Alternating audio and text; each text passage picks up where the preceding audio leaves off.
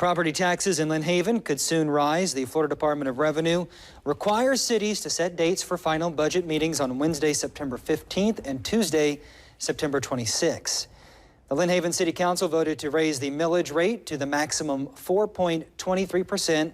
As the council continues deliberating the 2024 budget, that number could move up or could move down. Now, City Manager Vicki Gaynor said there have been increases in other entities that the city has absorbed, so managing a budget in this climate becomes very challenging.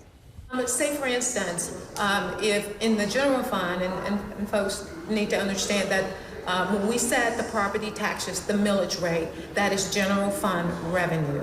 In general fund is where you get your police, your fire, your customer service, all your administration, all of those services that will help our residents to have a great quality of life, parks and grounds, sports and recreation, streets, all of those things are part of the general fund.